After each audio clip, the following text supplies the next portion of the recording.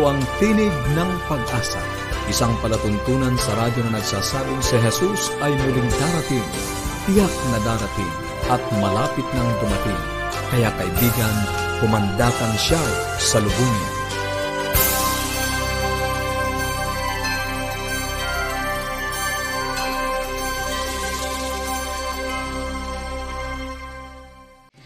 Maligaya at puno ng pag-asang pakikinig mga kaibigan, and welcome pong muli dito sa ating programang Tinig ng Pag-asa. Ako po ang inyong lingkod, Lou de los Reyes Imperial, at gusto ko po kayong batiin ng Happy Preparation Day. Bukas po ay Sabat na naman, no? Kaya napakabilis ng oras. Bukas ay magpapahinga na naman tayo, magnilay-nilay kung ano po nangyari sa atin ng buong linggo, at syempre magbigay papuri sa ating Panginoon sa mga blessings po na patuloy niyang ipinagkakalob sa atin. No, good man or bad yan, magpasalamat pa rin tayo sa Panginoon. So tayo po'y magsama-sama sa isang oras ng talakayan tungkol sa pagpapanatiling matatag ng ating relasyon sa loob ng tahanan, pagpapabuti ng ating kalusugan at pagtuklas ng pag-asang nagmumula sa salita ng Diyos. Mga kapatid, kami po ay patuloy pa rin ang pamimigay ng mga libreng aklat aralin sa Biblia. Kung kayo po ay nagnanais na makatanggap, ay tumawag lamang po o mag-text sa 0917-1742-777. 0917-1742-777. O di kaya naman sa 0968-8536-607. 0968-8536-607. At para naman po sa ating Facebook and YouTube channel,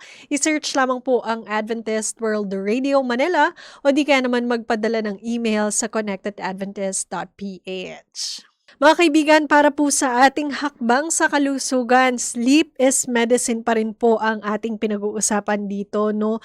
Napag-usapan po natin yung kahalagahan din ng pag-inom ng tubig, yung tamang pagkain natin, and also yung tamang oras ng pagtulog talaga, mga kapatid. Yan po ang malaking ambag po para magkaroon tayo ng malusog na pangangatawan.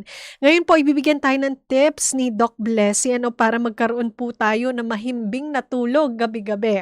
Kaya naman po, wag na po nating patagalin pa, ibigay po natin kay Doc Blessy ang panahon para sa hakbang sa kalusugan. Happiness is medicine, sabi ng Bible. A merry heart doeth good like a medicine. So, ang masayang puso ay lunas sa maraming karamdaman. Subalit, parte ng ating mga happiness is medicine strategy, parte ito nung sinulat naming libro na merong 12 life-changing chapters. Ang kaparte dito is sleep is medicine. Ang pagtulog ay medicine. Ang pagtulog ay gamot. Kaya very important na maintindihan natin na ang pagtulog ay makakatulong na gamot sa maraming karamdaman. Kaya nga po, yung mataas ang blood pressure dyan, mataas ang blood sugar, mataas ang inflammation, yung mga may infectious diseases, yung mga nagkakaroon ng loneliness, yung depression, okay, yung nag-uumpisang magkaroon ng matinding challenges sa pag-iisip nila, kailangan pong matulog. At very, very, very, very important ang pagtulog. Nakita ko sa mga pasyente ko, yung tulog lang talaga, gamot na talaga para sa kanilang mga depression. Kaya nga yung metabolic psychiatry na sinasabi natin, 3 importanteng mga lifestyle na nahandyan, yung therapeutic diet, circadian rhythm, yun yung tamang pagtulog, at saka yung pagkilos. Pag ginawa nyo yan, magkakaroon kayo ng maayos na metabolism. Kaya nga po yung pagtulog na sinasabi natin na aabutin natin yung 7 to 9 hours. Ito yung 18 to 64 years old. Yung mga patanda, pwede pang 7 to 8. Pero halos karamihan sa atin, kailangan natin at least merong 7 hours. Yung mga bata, nag-aaral, yung mga babies, mas mahaba pa yung tulog nun. Kaya pagbigyan po natin sila dyan, gawa natin to ng plano. Okay, ngayon, pag-aaralan naman po natin ang mga bagay para tayo magkaroon ng magandang pagtulog. Alam nyo ba po na hindi to pwedeng maging tsamba, kailangan nating desisyonan talaga ang maayos na pagtulog. Kailangan nating magkaroon ng tamang exposure sa araw pag umaga. Okay? At yun po ay magpapababa sa atin ng ating mga melatonin, na kailangan natin ang melatonin sa gabi. Kailangan po magkaroon tayo ng tamang pagkilos kasi 'pag gumagalaw kayo sa araw, 'yun ay preparation para magkaroon kayo ng mahimbing na tulog. At sa gabi naman, iwasan po ang paggalaw, 'no. Kung kayo po ay mga may challenges sa pag-ihi, malayo ang toilet, 'no, kailangan gumawa kayo ng paraan para diyan na lang kayo, maaaring sa kumod o sa arenola na lang kayo iihi para yung movement nyo ay ma-save. Dahil 'pag gumalaw kayo, ang melatonin po nito ay bababa. Okay, so mahirap na ulit bumalik sa pagtulog 'pag ang melatonin niyo ay bumaba in the middle of the night. So gawan po natin 'to ng paraan. Okay, so yung inyong pagkakaroon ng madilim na kwarto, yung blue light, alam niyo ba po na 'pag nagbukas kayo ng cellphone sa middle ng gabi, talagang bababa ang melatonin production kasi nga po ang melatonin production nandito lang sa likod ng pineal gland ng tenga natin, ang tawag natin pineal gland, ang lapit sa mata. So yung lalo pa yung blue light, napaka-sensitive ng ating mata sa blue light, kaya po iwasan natin yung pagbubukas ng mga blue light na yan. At lalo pa po yung mga tablets or yung mga tao nanonood na bukas yung TV, nakaharap yung TV screen sa kanila sa kwarto, yan po ay kailangan nating desisyonan na 'wag niyo nang gawin. Ako nga ang recommendation ko kung puwedeng ang TV nasa labas ng kwarto niyo. Kasi very tempting na magbukas kayo ng malaking screen, 'no, na nasa loob siya ng kwarto. And then maraming strategy pa pong puwede nating gawin. Kailangang, magkaroon tayo ng, rescue sa liwanag. Kasi minsan may mga pagkakataon na talagang hindi mo mapapatay ang maliwanag na ilaw sa kwarto mo. Like halimbawa, ang kwarto mo nakadikit sa Meralco post, may ilaw na maliwanag yung barangay. So kailangan pong magsuot na lang tayo ng eye patch. Mura na po ang mga eye patches ngayon para lang magkaroon ng total darkness ang ating mga mata. So yung mga nagta-travel naman, kailangan din po niyo ng eye patch para meron kayong total darkness kung hindi niyo kontrolado ang liwanag. Okay, so ang puwede pa po nating gawin ay magkaroon ng preparation sa pagtulog. Yung mag-create kayo ng calming bedtime routine.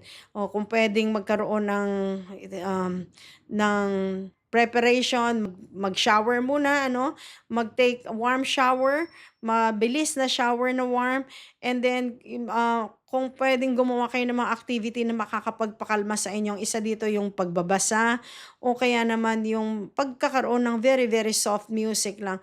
Huwag yung mga very stimulating na mga sounds like manunood kayo ng nakaka-stress na palabas o kaya yung mga music na masyadong malalakas, masyadong loud, 'no? So, wag po 'yan. Iwasan natin yung mga nakakapagpa-irritate o nakakapag-stimulate sa atin. Gano'n din po yung mga gawain na nakakapag-stimulate katulad ng heavy meals, yung sobrang mataas na calories sa gabi, 'no, iwasan po 'yan at masyadong late na dinner, gawin natin siyang maaga at saka caffeine. Yung mga caffeinated beverage po, kape, Mountain Dew, at yung mga energy drink na mataas sa caffeine, so iwasan niyo po 'yan. At yung mga sugary beverages, iwasan din po natin 'yan, okay? So again, 'yan po ay 'pag unti-unti niyong naiwasan, 'yan ay magbibigay sa inyo ng mas maghimbing at mas magandang pagtulog. Again, magkaroon po ng maayos na kwarto, 'no, hangga't maaari comfortable, malinis na kwarto at ito po ay magbibigay sa brain natin ng tamang pagpapahinga. Kung may lilinisin man tayong una sa ating bahay, unahin niyo na po yung kwarto niyo kasi yung kwarto niyo ang magpo-provide sa inyo ng masarap na tulog. Tapos gamitin niyo lang po ang inyong bedroom para sa pagtulog, hindi po yung kasama ang opisina sa bedroom. No, iwasan niyo po 'yun, yung pagtatrabaho, pag-aaral, 'wag po sa bedroom, 'no. Ilabas niyo po 'yan sa sala niyo o sa ibang parte ng bahay niyo, hindi po sa inyong bedroom para kayo ay magkaroon ng tamang mindset na ang kwarto ay sa pagtulog lamang. Okay, so again, yan po yung mga strategy natin para magkaroon tayo ng maayos na tulog. At syempre, kailangan natin ng payapang pag-iisip. Kaya reviewin nyo po yung lesson natin ng outside my control, outside my influence. May mga bagay na hindi mo kayang kontrolin, bagyo, lindol, baha, no? Yan ay sa kamay ng Panginoon. This will give you peace of mind. Pag tinanggap mo yan na hindi mo kaya yung mga yan, edi isusurrender mo sa Panginoon. At yan ay magbibigay sa iyo ng tamang panatag na pagtulog. Okay? So yun namang mga other people's thoughts, feelings, actions, they're all outside your control, but you can only influence. So yan po yung mga isa dito sa lesson natin yan sa happiness, yung mastery nito mga outside my control and outside my influence. Yan nga po yung lindol, pandemic, disaster, calamities. Yun namang outside my control, but I can influence. Nandyan po yung other people's thoughts, feelings, actions, habits, attitude, choices. Okay? So yan mga ginawa ng tao, ng ibang tao. Okay? So outside your control yan. Kung ano man sabihin sa'yo, kung ano man ginawa nilang actions, they are all outside your control. But you can only influence. Yan po ay magbibigay sa atin ng panatag at masarap na pagtulog. Kasi hindi tayo ganun masasaktan. Hindi tayo maaapektuhan ng ganun. At ang kaya lang natin kontrolin ang ating pag-iisip, ang ating paniniwala, ang ating mga feelings, actions, habits, attitude, choices, behaviors, atin yan. Okay? So again po, ito yung magbibigay ng mga kaisipan na pagka ginawa natin dahan-dahan, alam nyo, magkakaroon kayo ng masarap na tulog. At ang sarap isipin na kahit minsan may bagyo, may lindol, may mga challenges sa buhay, pag sinabi mong trust in God, yan ang magbibigay sa atin ng mabuti at masarap matamis na pagtulog. Sabi nga ng Bible, trust in the Lord with all your hearts, with all your heart, lean not unto your own understanding. In all your ways, acknowledge Him, and He shall direct thy path. So lahat, ibigay natin sa Panginoon. Pag nabigay nyo na yan, ang pagtitiwala, ay makikita nyo na yung himbing ng pagtulog nyo ay mangyayari. Yung himbing, pag nagtiwala kayo sa Panginoon, yung himbing ng pagtulog, mangyayari po yan. So, ibig sabihin po nito, patuloy natin gawin yung part natin at patuloy tayong magtiwala sa Panginoon kasi ang Panginoon ang siyang source ng lahat-lahat sa buhay natin. Sabi nga sa Biblia, 'di ba? Kailangan tayo ay magtiwala sa Panginoon, no? Kailangan magkaroon tayo ng masarap na pagtitiwala sa Kanya. Kaya sabi dito, sabi sa mga awit 3:6, ako'y nahiga at natulog. Nagising akong muli sapagkat ako'y iningatan ng Panginoon. So tayo po ay magkakaroon ng tamang sleep is medicine. At pag nagkaroon tayo niyan, dudugtong-dugtong po yan sa happiness is medicine. So God bless po and have a good, blessed day. Thank you so much, Doc Blessy. So natutunan po natin dito no yung mga tips kung ano nga ba dapat natin gawin para maging mahimbing ang tulog natin gabi-gabi. Yung tamang exposure natin sa araw, yung blue light from our phones, yung warm shower, bedtime routine. Malaking difference din po palang nagagawa nito kapag meron tayong bedtime routine. And also, sana ayun nga marami tayong natutunan no yung mga strategies para maging maayos po ang ating mga tulog. At kung kayo po may mga katanungan o nagdanais ng mga libreng aklat aralin sa Biblia ay mag-text lamang po sa 0917-1742-777. 0917-1742-777. O di kaya naman sa 0968-8536-607. 0968-8536-607. At para naman po sa ating Facebook and YouTube channel, i-search lamang po ang Adventist World Radio Manila o di kaya naman magpadala ng email sa connectedadventist.ph. Mga kaibigan, bago po tayo magpatuloy sa ikalawang bahagi ng ating programa, tayo po muna ay makarinig ng isang awitin.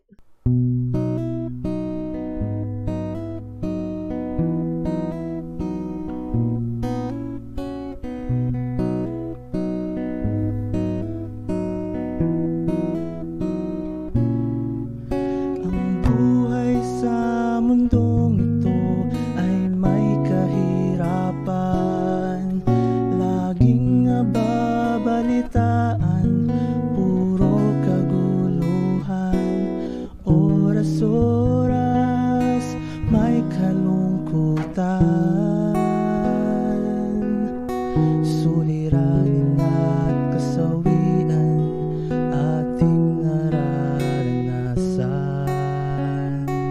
Sa langit ay wala ng kasalanan, wala ng kahirapan, lungkot ay papawiin, tayo ay babaguhin.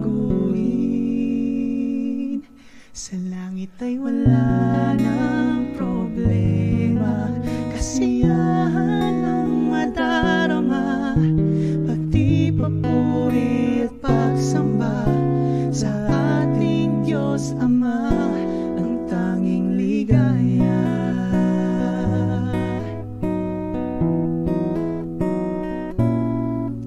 Minsan sa ating landas ay may kabiguan, natatanong sa isipan, bakit nararanasan araw-araw may pinapasahan, kapanglawan, kalubayan at nasasaktan.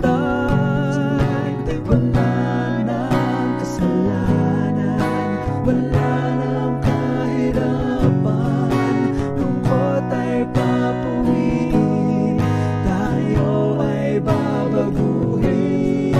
Wala ng problema, kasiyahan ang madarama, pati papuri at pagsamba sa ating Diyos Ama, ang tanging ligaya.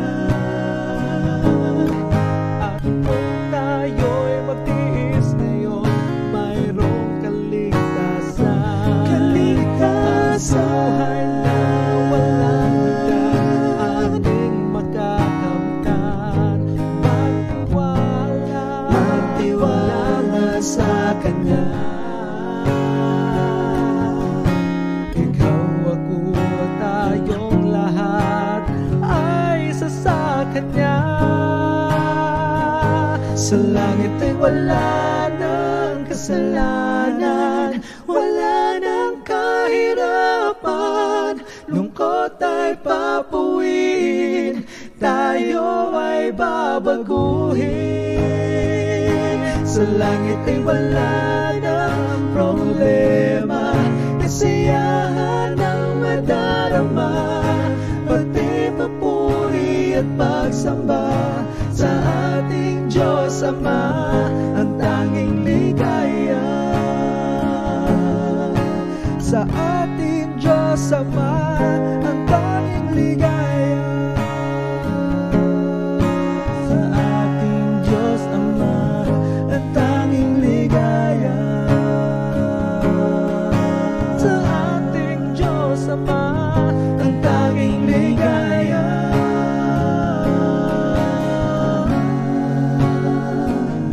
Ang tanging ligaya.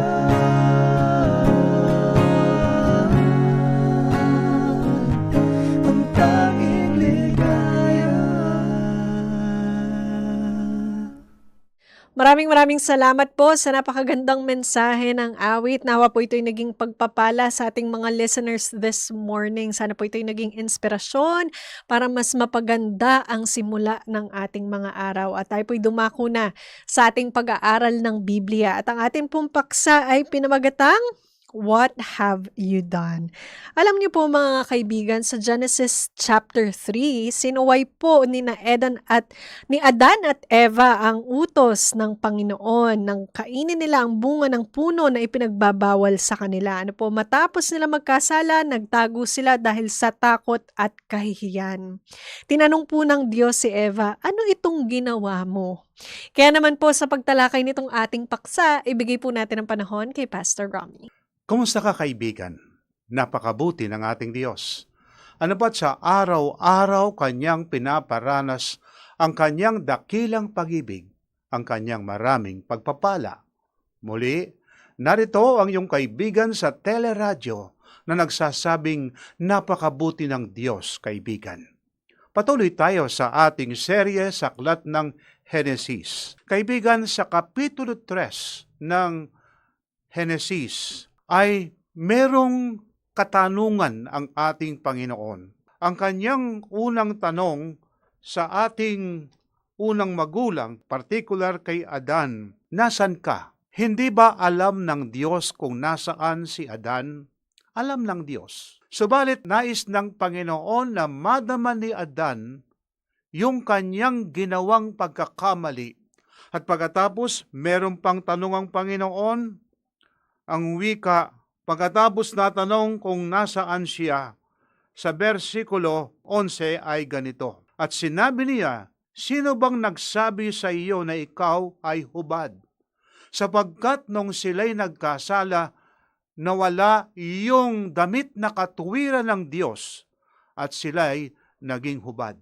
At pagkatapos ngayon, yung unang tanong naman ng Diyos sa babae ay ganito ang ating mababasa. Versikulo 13 ng Kapitulo 3. Sinabi ng Panginoon Diyos sa babae, ano itong iyong ginawa? Sinabi ng babae, dinaya ako ng ahas at ako'y kumain. Alam ni Eva na hindi dapat hipuin at kainin yung pinagbabawal na bunga ng ating Diyos, yung pagkaalam ng mabuti at saka ng masama. Subalit nadaya siya. At ang ginamit ng kaaway sa pandaraya ay yung sense of touch at saka yung sinasabing yung sense ng ating mga paningin. Yung panlasa ay ginamit ng kaaway. Kaya nga, sa ating panahon ngayon, ginagamit din ng kaaway yung panlasa at saka yung ating ngayong paningin. Nanupat kung minsan ang kasalanan ay pinapakita na para bagang ito ay napakaganda, something glamorous, pero ito ay labag sa kalooban ng ating Diyos. Nanupat pagka pinresent ni Satanas ang isang bagay para bagang pabor sa iyo. Subalit sa bandang huli, makikita mo ito ay magbibigay ng hindi magandang karanasan sa iyo. Kaya nga, ang unang tanong ng Diyos sa babae, ano itong iyong ginawa? Hindi ba alam ng Diyos na siya'y kumain at pagkatapos pinupumitas, kumain at binigyan ng kanyang asawa? Kaya nga, ang sabi ay, ano itong iyong ginawa?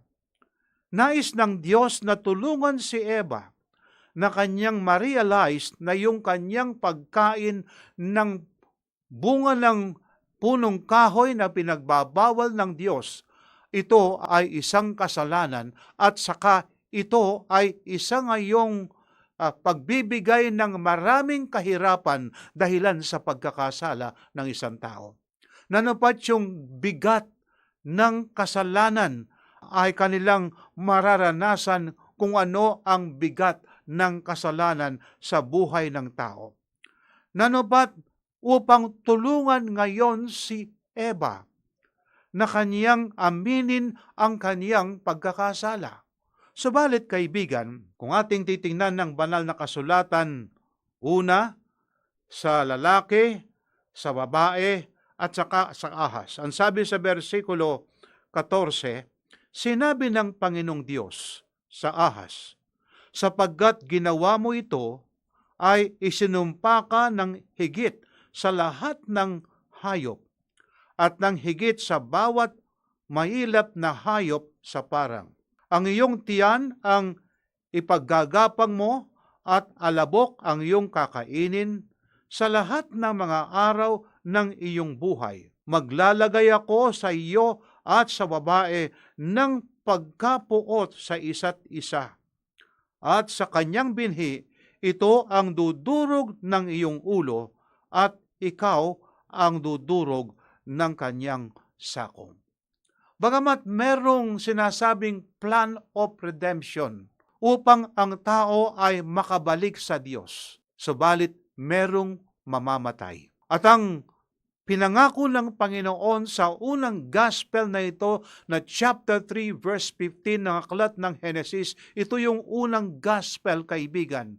Nanupat merong plan of redemption. Nanupat yung walang kasalanan ay mamamatay para sa isang nagkasala.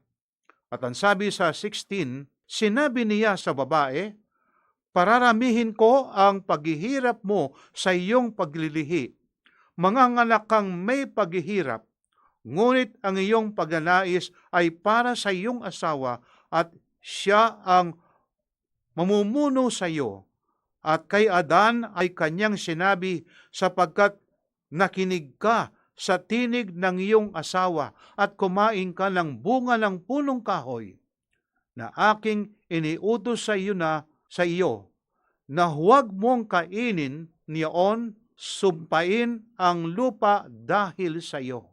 Kakain ka mula sa kanya sa pamamagitan ng iyong mabigat at paggawa sa lahat ng mga araw na iyong buhay.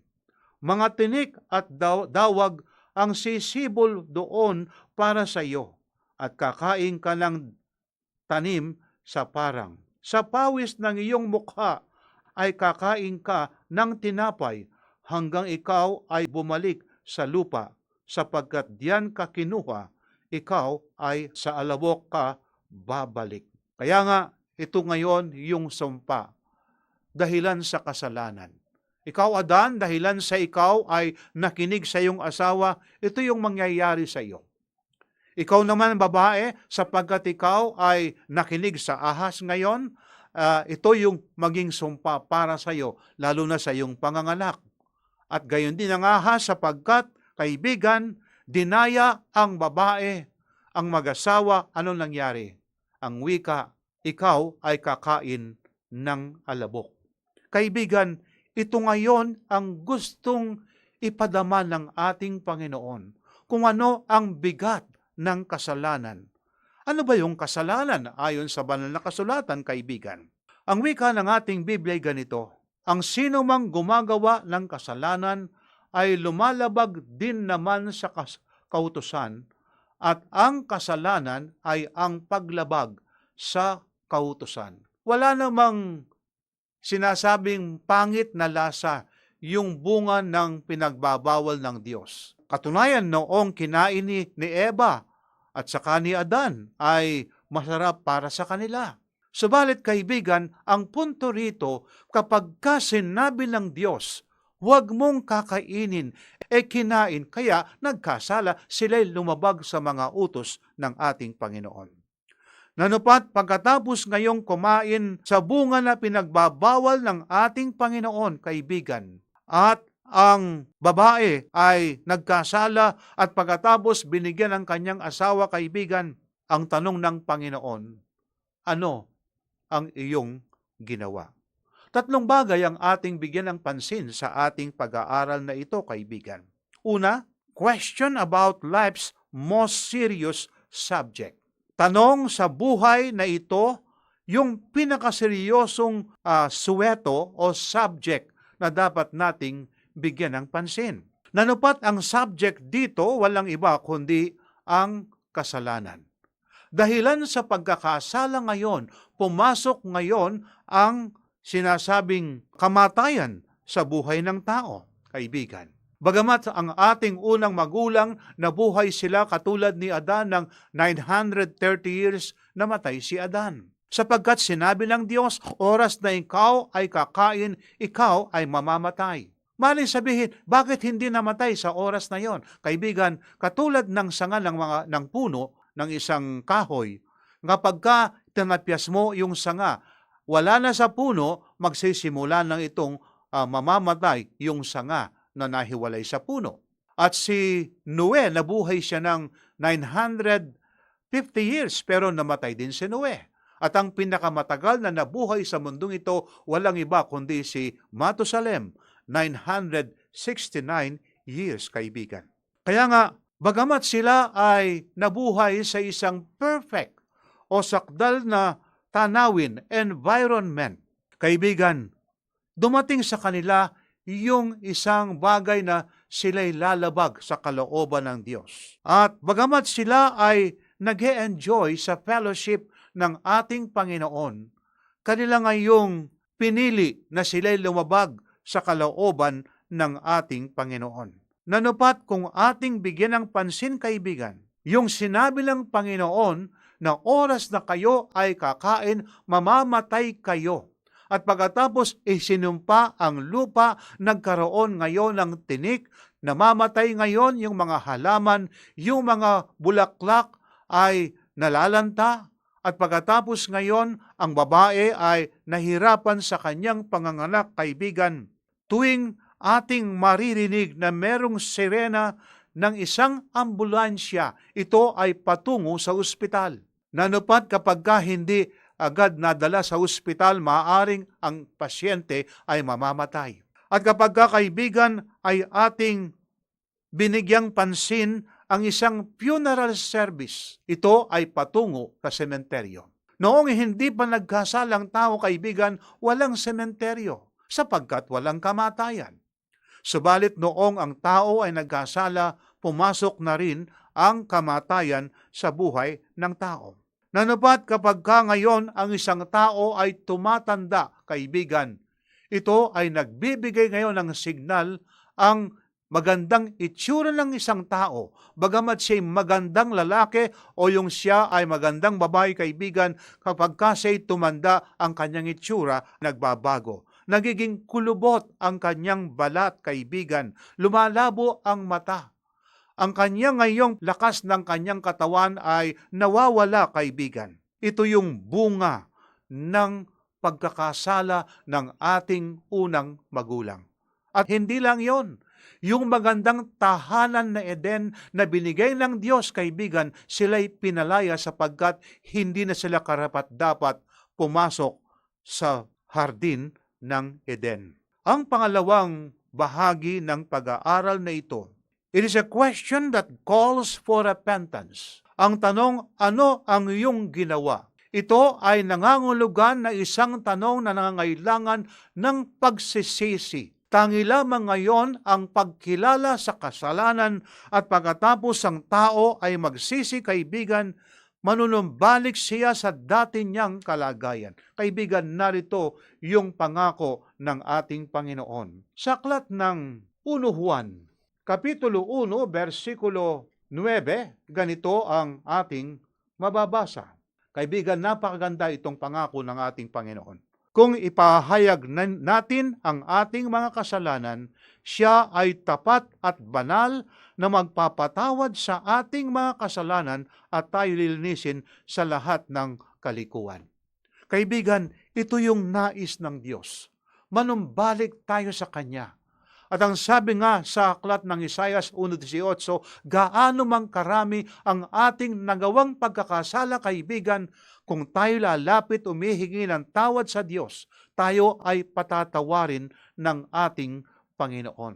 Ang sabi pa nga ng aklat na sulat ni Apostol Pedro sa 2 Pedro 3:9, ganito ang ating mababasa. Hindi mabagal ang Panginoon tungkol sa kanyang pangako, na gaya ng kabagalang itinuturing ng iba, kundi matyaga sa inyo na hindi niya ibig na sinuman ay mapahamak, kundi ang lahat ay dumating sa pagsisisi. Kaibigan, ito yung nais ng Diyos. Kaya nga ang kanyang tanong, ito ay nagbibigay ng dapat nakatugunan at gagawin ng isang tao na siya ay magsisi sa kanyang mga kasalanan. Ito ko yung kailangan, kaibigan. At kapag ang isang tao ay nagkakasala, ang sabi sa Hebreo 6:6, muli nating ipinapako ang ating Panginoong Jesus at ibinibilad sa kahihiyan. Kaibigan, nais mo bang ipakong muli si Kristo sa krus at ibilad sa kahihiyan? Ginawa ni Kristo yung bagay na yon, siya ay nabilad sa kahihiyan at namatay sa krus upang tayo ay tubusin sa ating mga kasalanan. Kaibigan, yung sinasabi ngayong pinangako ng Panginoon na kanyang unang gospel na pinagkaloob, Genesis 3:15, ang wika ng Biblia, maglalagay ako sa iyo at sa babae ng pagkapuot sa isa't isa, at sa iyong binhi at sa kanyang binhi, ito ang dudurog ng iyong ulo at ikaw ang dudurog ng kanyang sakong. Nung si Kristo ay napako sa krus, kaibigan, nadurog ang kanyang sakong. Subalit kaibigan, kinakailangan magwakas ang kapangyarihan ng dyablo, kaibigan, na gumagawa ng kasalanan at gumagawa ng panunukso sa maraming mga tao. Kinakailangan mawakasan ang pinanggagalingan ng kasalanan, kaibigan. Sapagkat mabigat itong kasalanan na ito, kaibigan. Hindi sana dapat mamatay ang walang kasalanan na si Kristo, subalit siya ang kumuha sa aking lugar at sa iyong lugar. At ang kailangan lang sa atin, tayo manumbalik sa Diyos. Tayo ay magsisi. Nanupat ang tanong na ito, ano ang iyong ginawa? It is a specific question, kaibigan. Isang tanong na nangangailangan ng katugunan, bagamat mabagsik ang tanong na ito. Dapat ngayon, tayo ay magkaroon ng personal na investigasyon sa ating sarili. Sapagkat kung minsan unconsciously, tayo ay nakakagawa ng kasalanan. Hindi lamang sa Diyos, kaibigan, meron tayong biktima, ang ating kapwa-tao. God's question are not to condemn but to convict. Ang pagtatanong ng ating Panginoon ay walang pagkondena, kundi ang kanyang pagtatanong ay upang madama ng isang tao na siya ay nakagawa ng malaking kasalanan. At ang kailangan lang para siya maging karapat-dapat sa harap ng ating Diyos, kanyang pagisihan ang kanyang kasalanan at manumbalik sa ating Panginoon. Alam mo ba, kaibigan, na kapag ang isang tao ay nagsisi, kinilala ang kanyang kasalanan by faith sa biyaya ng ating Diyos, kaibigan, tayo ngayon ay aaring ganap. Ano bang ibig sabihin ng pag-aaring ganap? Kaibigan, ang pag-aaring ganap ay yung kinilala mo ang iyong kasalanan at ang Diyos naman, sasabihin ng ating Panginoon sa kanyang Ama, Ama, patawarin mo siya nang dahil sa kanya ako ay napako at namatay sa krus ng Kalbaryo. Dahilan sa dugo ng Panginoon na nabuhos sa bundok ng Kalbaryo, ang isang taong lumalapit sa kanya ay pinapatawad ng ating Ama, alang-alang ngayon sa sakripisyo ng ating Panginoon.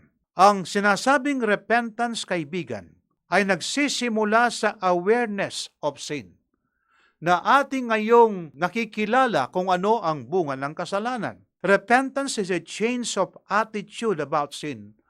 Na anupat kapag ka ngayon nakikita mo at nakikita ko ang bunga ng kasalanan, kaibigan, ayaw na natin ngayong gumawa pa ng isang kasalanan. Nais natin na tayo magpasakop sa Panginoon.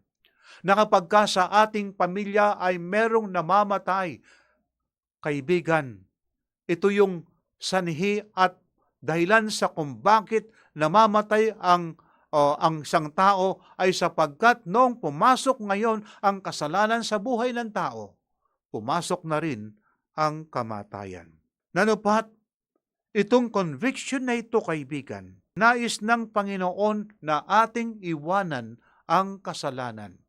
Na tayo mabubuhay na kasama ni Kristo. Kasi pagkatapos na tayo ay tinanggap na banal, hindi sa gawa, kaibigan, kundi sa pananampalataya sa ating ngayong Panginoong na nabayubay sa krus ng Kalbaryo. Sa oras na yon, tayo ngayon ay aaring ganap, patatawarin sa ating mga kasalanan. Subalit, kaibigan, pagkatapos na tayo ay pinatawad ng Diyos, ang sabi ng ating Panginoon, if you love me, keep my commandments. Yun ang sinasabing justification o yung sanctification by faith. Pagkatapos ng justification, tayo ngayon ay by faith ay mabubuhay sa sanctification, walang iba kundi yung sinasabing pagpapakabanal.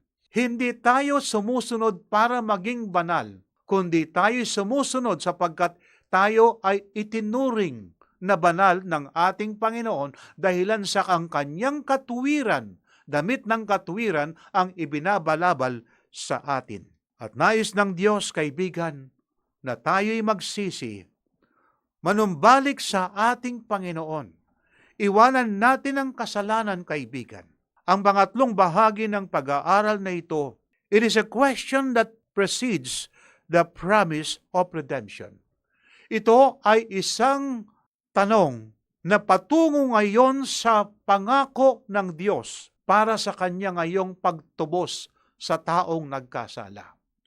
Pagkatapos natin ngayong magsisi sa ating mga kasalanan at tayo ngayon ay tumanggap ng mga pangako ng ating Panginoon, tayo ngayon, kaibigan, ay subject for salvation sapagkat ang Panginoon, siya ang author ng ating salvation nung si Kristo ay namatay sa krus. Kaya nga sabi ng ating Biblia, Genesis 3:15, maglalagay ako sa iyo at sa babae ng pagkapuot sa isa't isa, at sa iyong binhi at sa kanyang binhi, at ikaw ang dudurog ng kanyang sakong. At dapat nating malaman, kaibigan, dahilan sa pagkakasala ng ating unang magulang. Ang wika sa Roma 3:23, yamang ang lahat ay nagkasala at hindi nakaabot sa kaluwalhatian ng Diyos. Dahilan sa pagkakasala ng ating unang magulang, damay tayo, kaibigan. Lahat ay hindi naghahanap sa Diyos, kaibigan. Subalit ang ating Diyos, nagkatawan tao, ang ating Panginoong Hesus, hinanap tayo, napunta sa lupang ito, ipinakita niya kung papaano mabuhay ng matuwid sa harap ng Ama. At by example ngayon, tayo mabubuhay sa halimbawa na ibinigay ng ating Panginoon. Sumusunod tayo sa kalooban ng Diyos, hindi para maligtas, kundi tayo ay ligtas. At kapag tayo nagsisi, kinalala natin ang ating mga kasalanan. Ang wika sa Roma 5:1, kaya't yamang tayo'y inaring ganap sa pamamagitan ng pananampalataya, meron tayong kapayapaan sa Diyos sa pamamagitan ng ating Panginoong Hesukristo. Tayo ay lumaban sa gobyerno ng Diyos, subalit sa pamamagitan ng pagkapako sa krus ng ating Panginoon, sa isang kamay kanyang inabot sa kanyang Ama, at sa isang kamay kanyang inabot ang taong nagkasala. At sa pamamagitan ng krus ng ating Panginoon ngayon, tayo ay naliligtas, kaibigan. At ang sabi nga ni Apostol Pablo, ito yung karunungan ng Diyos. Ito yung sinasabi ngayon ayon sa aklat ng 1 Korinto, Kapitulo 1, versikulo 18, ganito ang ating mababasa. Sapagkat ang salita ng krus ay kahangalan sa mga napapahamak, ngunit sa atin na inililigtas, ito ay ang kapangyarihan ng Diyos. Kaibigan, dahilan sa krus ng ating Panginoon, na nabayubay siya, namatay sa krus, kaibigan, magkakaroon tayo ng kapayapaan sa Diyos, kaibigan. At pagkatapos ngayon, kapangyarihan tayo para tayo mabuhay ng hiwalay sa kasalanan. Kaibigan, handa mo bang tanggapin ang pangako ng ating Panginoon? Yung Kristong nabayubay sa krus, kaibigan, iniaabot ang kanyang kamay sa iyo upang ikaw ay maligtas. Tanggapin mo ba ang kaligtasan pinagkakaloob ng ating Panginoon? Bago natin tapusin ang pag-aaral na ito, kaibigan, nais kong basahin ang sinasabi sa aklat ng San Marcos 11:22 hanggang 24. At sumagot si Jesus sa kanila, magkaroon kayo ng pananampalataya sa Diyos. Katotohanan sinasabi ko sa inyo, na ang sino mang magsabi sa bundok na ito, mabunot ka at mapatapon ka sa dagat, at hindi nag-aalinlangan sa kanyang puso, kundi naniniwala na mangyayari ang kanyang sinabi, ay mangyayari nga iyon sa kanya. Kaya nga sinasabi ko sa inyo, ang lahat ng bagay na iyong idalangin at hingin, paniwalaan ninyong tinanggap na ninyo, at ito ay mapapa sa inyo. Kaibigan, meron ka bang pasanin sa iyong buhay? Mabigat ba ang iyong suliranin? Ilapit natin sa Panginoon. Tayo'y malalangin. Dakila at mapagpala po naming Diyos, mahabagin sa lahat. Marami pong salamat na nais ninyo kaming manumbalik sa aming Panginoon. Ang aming Panginoong Hesus ay naparito sa lupang ito. Hinanap niya ang taong nagkasala. upang ang sinumang sumampalataya ay hindi mapahamak kundi magkaroon ng buhay na walang hanggan. Panginoon, mabigat ang suliranin ng aking kaibigan, ang kanyang pasanin. O Panginoon, amin pong pinagkakalob sa inyong mga kamay, sapagkat wala pong imposible sa aming Panginoon. Pagpalain po siya. Pagpalain ang kanyang buong sambayan. Pagpalain po ang kanyang hanap buhay. Sa pangalan po ng aming Panginoong Hesus. Amen. Kaibigan, pagpalain ka nawa ng ating mahal na Diyos.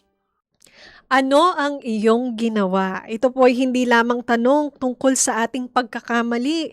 Ito po ay paanyaya ng Diyos na suriin ang ating puso, aminin ang ating kasalanan at bumalik sa Kanya. Kapag po tayo ay tunay na nagsisi, makikita po natin ang Kanyang awa, pagpapatawad at pagmamahal. Thank you so much, Pastor Romy, sa inyo pong naibahagi sa amin sa umagang ito. Nawa po ito'y naging pagpapala sa ating mga tagapakinig. Ngayon, mga nakikinig po sa atin. Kung kayo po may mga katanungan o nagnanais sa mag-Bible study, ay tumawag lamang po o mag-text sa 0917-1742-777. 0917-1742-777. O di kaya naman sa 0968-8536-607. 0968-8536-607. At para naman po sa ating Facebook and YouTube channel, i-search lamang po ang Adventist World Radio Manila o di kaya naman magpadala ng email sa connect@adventist.ph. Mga kapatid, mga kaibigan, maraming salamat pong muli sa inyong patuloy na pagtangkilik sa ating palatuntunang Tinig ng Pag-asa. Itong programang ito ay hatid sa inyo ng Adventist World Radio Manila at sa atin pong pansamantalang paghiwa-hiwalay ay baunin po ninyo ang salita ng Diyos sa Isaiah 59:1. Narito ang kamay ng Panginoon ay hindi maikli na hindi makapagligtas, ni hindi mahina ang kanyang pandinig na ito'y di makarinig. Ako po muli ang inyong lingkod, Lou de los Reyes Imperial. Bukas pong muli. Ito ang Tinig ng Pag-asa, isang palatuntunan sa radyo na nagsasabing si Jesus ay muling darating, tiyak na darating at malapit nang dumating. Kaya kaibigan, kumandatan siya sa lubungin.